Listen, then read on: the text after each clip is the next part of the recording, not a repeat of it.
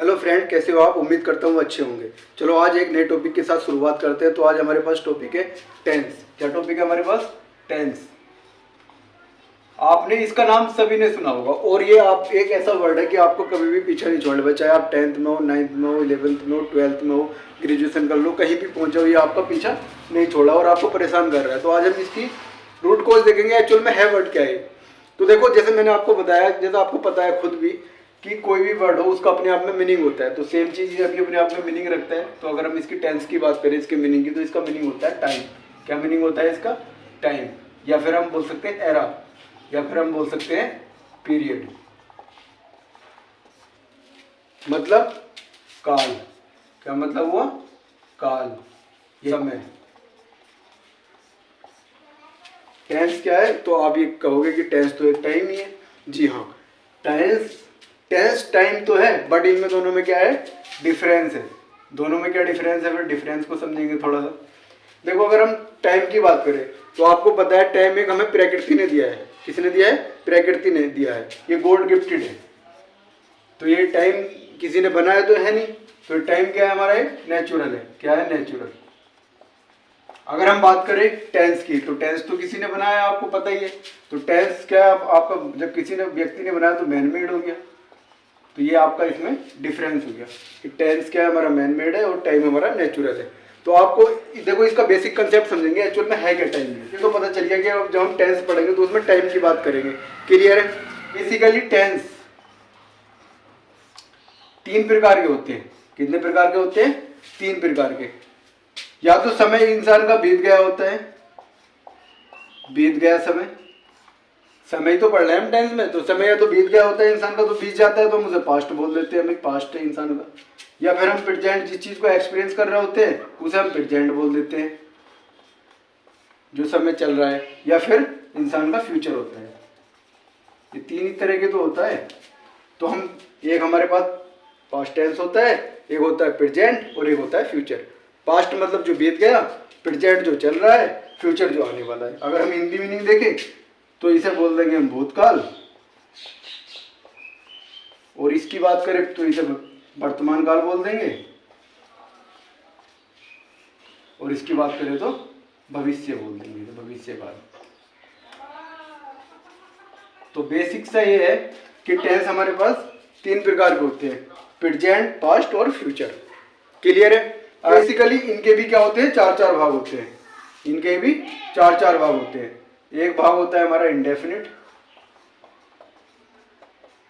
अगर हम इंडेफिनिट की बात करें तो मैं बताता हूं कि नाम से ही पता चल जाता है। तो इंडेफिनिट का, जैसा आपको पता है, इंडेफिनिट का मतलब होता है अनिश्चित, जो निश्चित ना हो। तो जब हम टाइम की बात करेंगे, जो ऐसा टाइम जो हमें पता ही नहीं चले, अनिश्चित हो, निश्चित ना हो, कोई डेफिनेट ना हो, तो उसे हम इंडेफिनिट बोल देंगे। जैसे कि मैंने लिखा सीता गाती है, मोहन लिखता है, श्याम पढ़ता है। ये सब क्या हो जाएंगे? इंडेफिनिट हो जाएंगे। क्योंकि क्या आपको पता चल रहा है कि सीता गाती है, कब से गा रही है, कब तक गाएगी, कुछ पता नहीं है ना। टाइम इंडेफिनिट है तो हमारा क्या हो जाएगा? Indefinite time.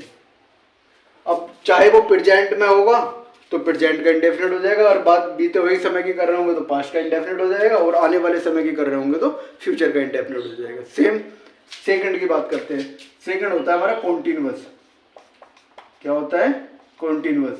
अब जैसे नाम से पता चला कॉन्टिन्यूअस बना है, कंटिन्यूस है। और कंटिन्यू का क्या मतलब होता है? जारी रखना, लगातार। यानी इतना तो पता चल गया हमारा टाइम तो इसमें भी डेफिनेट नहीं है, लेकिन इतना जरूर है कि इसमें जो है काम हमारा जारी है। क्या है हमारा? जारी है। जैसे कि सीता गा रही है, सीता गा रही है, मोहन लिख रहा है,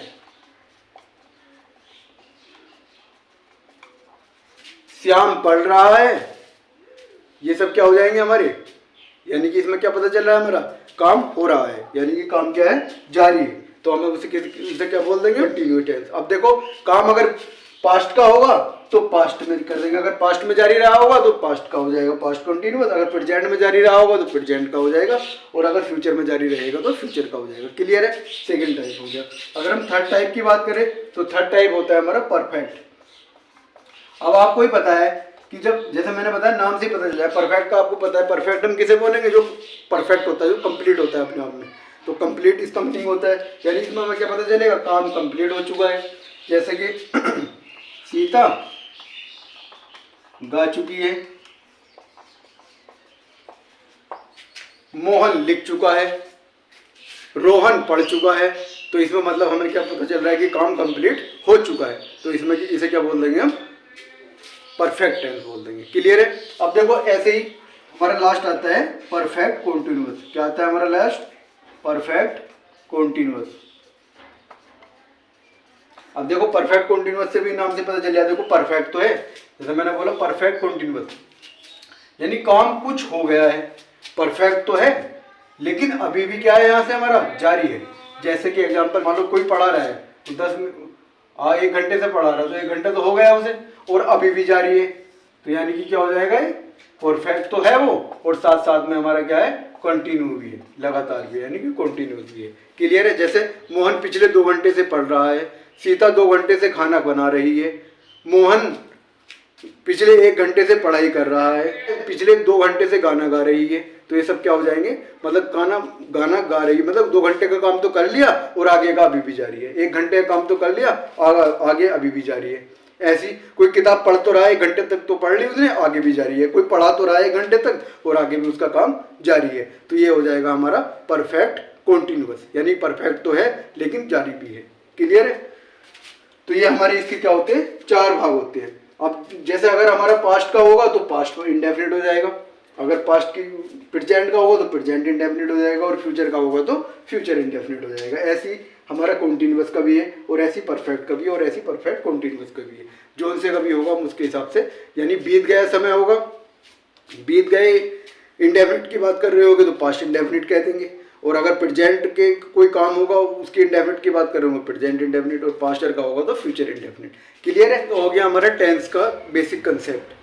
अब देखो जैसे कि आपको पता है कि हर चमकने वाली चीज सोना नहीं होती है, उसी प्रकार टेंस के अपने आप में और मीनिंग भी होते हैं। अब टेंस का मीनिंग सब में से ही नहीं है, और अलग भी कई बार ऐसा होता है कि सेंटेंस में हमारे यूज हो जाता है। जैसे कि एक एग्जांपल के थ्रू समझाता हूँ आपको।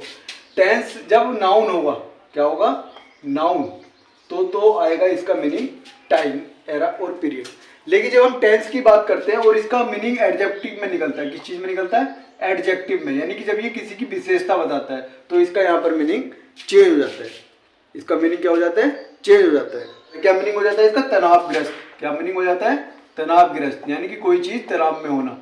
टेंस कहते हैं टेंस से खिंची हुई है, कसी हुई है, क्या है, तनाव में होना, तनाव में होना। जैसे अब इसका एक एग्जाम्पल समझेंगे हम, एग्जाम्पल के थ्रू इसे समझेंगे।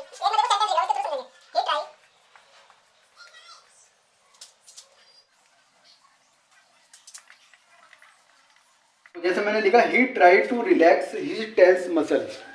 देखो अब यहाँ पर इसका मीनिंग टाइम से नहीं है, ये चीज आपको समझेगी। जब तो इंग्लिश में क्या कहते हैं कि बर्ड का पोजीशन चेंज होने पर उसका मीनिंग भी चेंज हो जाता है। तो यहाँ पर इसका मीनिंग क्या होगा, इसका मीनिंग होगा यहाँ पे टेंस, यानी कि तनावग्रस्त, या इसका हिंदी में मीनिंग क्या हो जाएगा, उसने बहुत कोशिश की अपनी तनावग्रस्त मसल को आराम देने की, रिलैक्स देने की। क्लियर है। तो ये इसका हिंदी मीनिंग हो जाएगा। और अगर हम बात करें जब ये वर्ब के रूप में यूज किया जाता है, तो वर्ब के रूप में कब यूज किया जाएगा ये, जब इसका मीनिंग क्या होगा, जब इसका मीनिंग होगा कसना। क्या मीनिंग होगा, कसना, खिंचा हुआ, तना हुआ कह सकते हैं। तो जैसे मैं एक एग्जांपल लिखता हूँ, हर बॉडी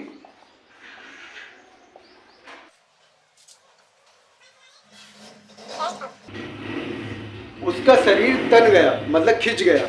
जैसे चमकने वाली चीज सोना नहीं होती है, उसी प्रकार इंग्लिश में बर्ड के भी मीनिंग जगह जगह चेंज होने पर उसके मीनिंग चेंज होते रहते हैं। क्लियर है।